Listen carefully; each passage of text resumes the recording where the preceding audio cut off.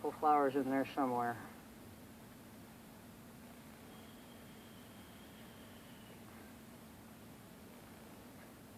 Go see if we can see the pond.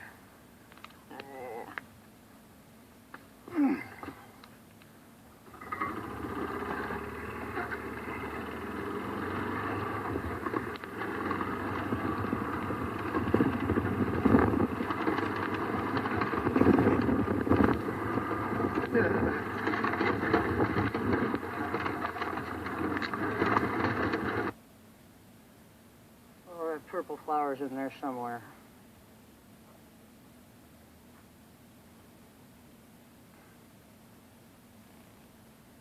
Go see if we can see the pond.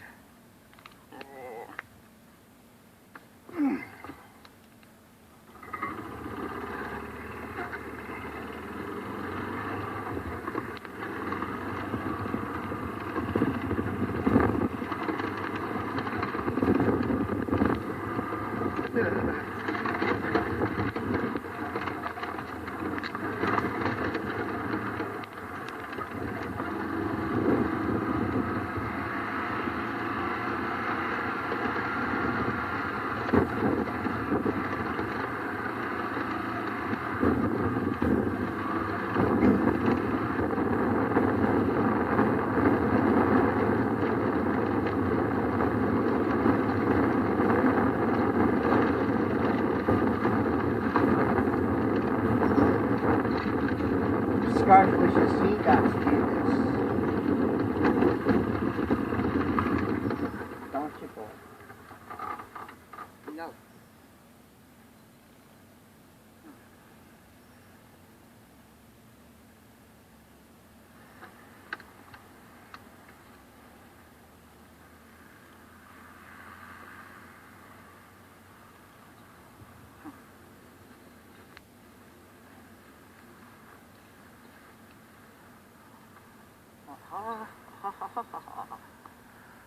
So I had the wrong angle.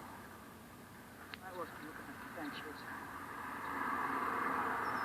I was just here. Oh, this has got to be pretty close. There we go.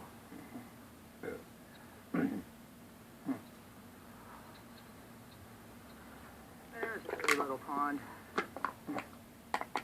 Nice. Oh, good. Actually, those are trees. More work to be done. It cherishes New York, you will.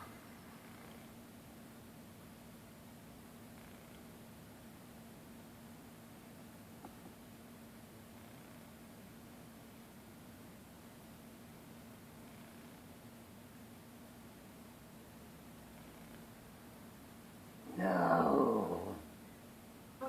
Breaking news out of Darwin, where 3 people have escaped from the Howard Springs COVID quarantine facility.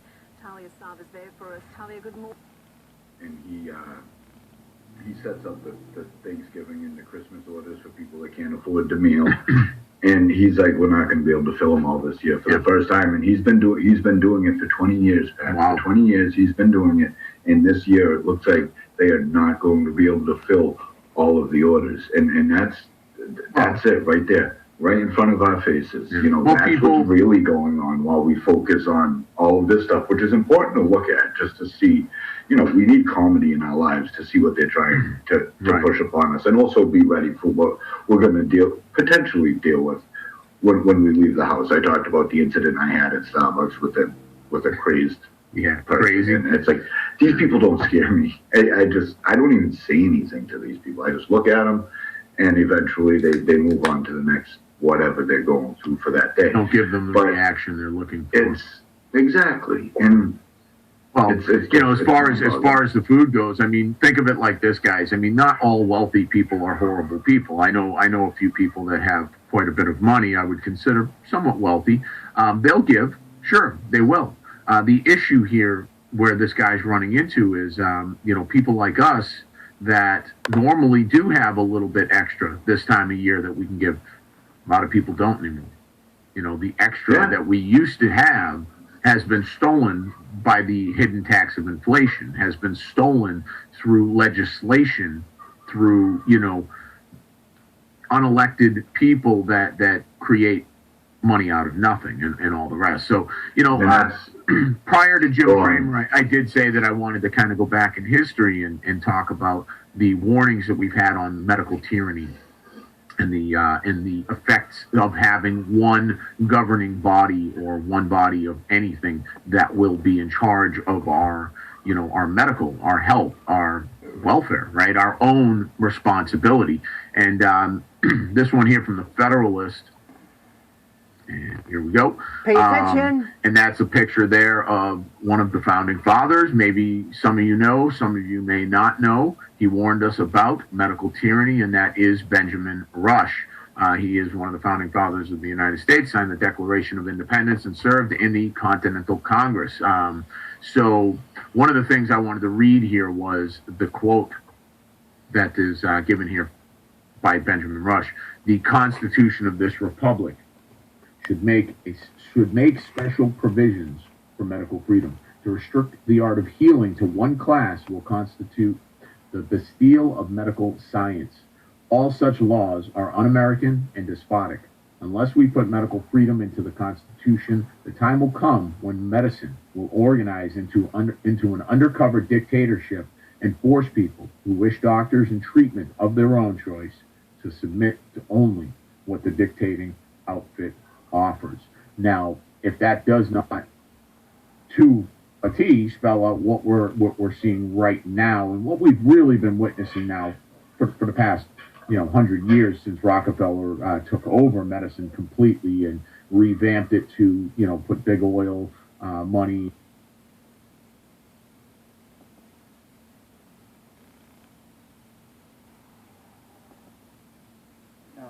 No. Hey.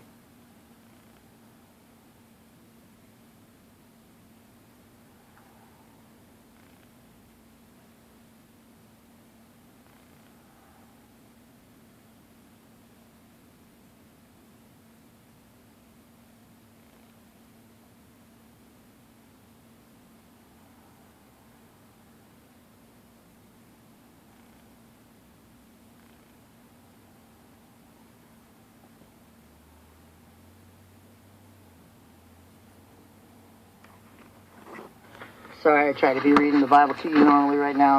I just want to show off my two-tiered fire.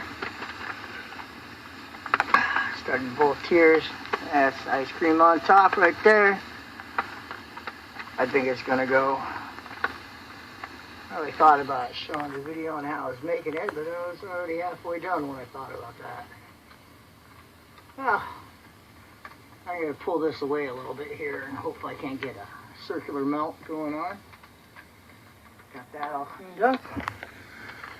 Not too shabby. Oh, that feels good. All right. Fire! Jump in the fire. Woo! Rocky boots, doing their job. I'm liking it.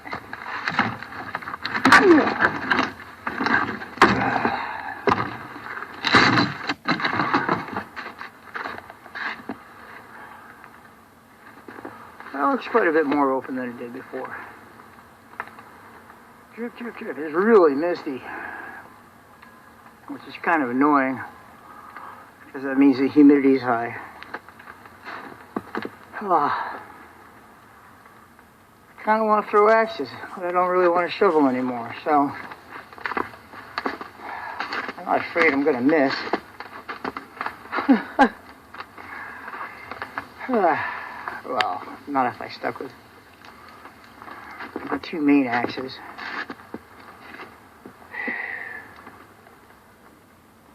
Oh, the loveliness. Wow, look at that mist. Oh, someone's falling. Uh-oh, already had a collapse. All right, be well. Yeah, I know, right?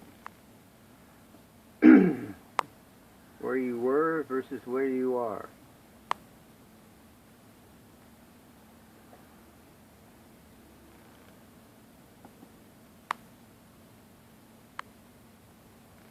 I wanted to Clark, you want to get this underway? Our fabulous MC, Master of Ceremonies will be Andy Mueller, and we'll start right off. Okay? Merry Christmas to Randolph Center.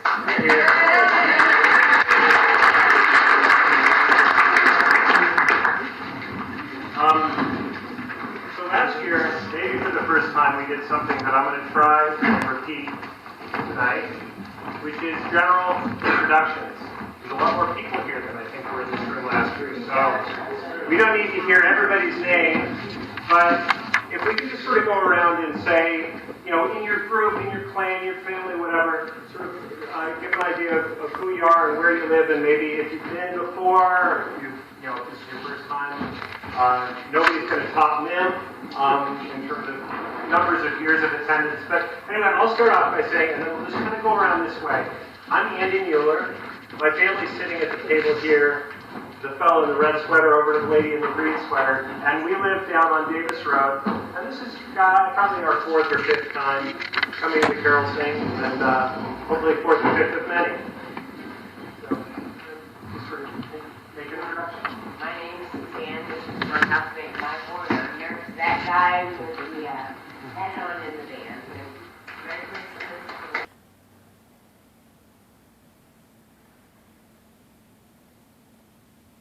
Locked up for 30 days.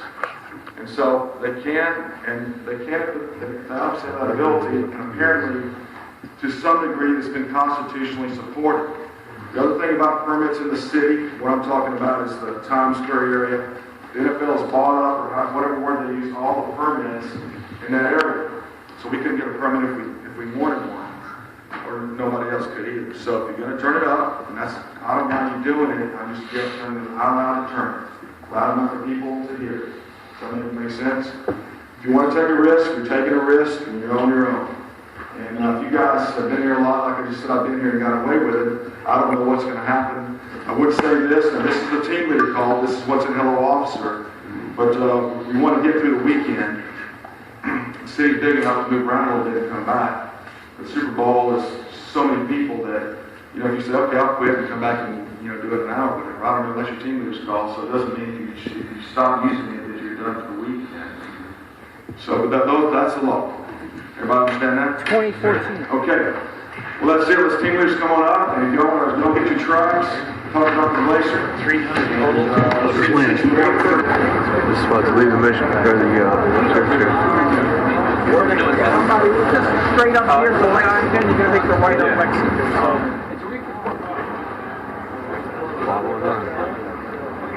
Just go right up this road straight across, and then make the right up Lexington. Just keep going until you hit Lexington.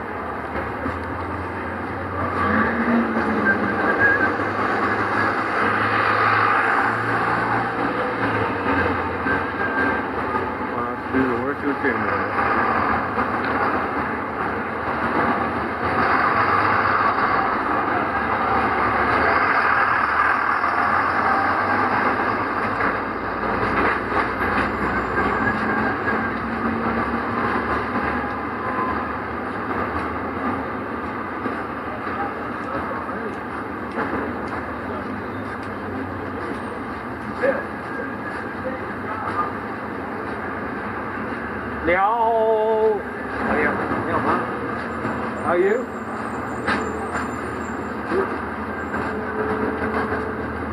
You work today?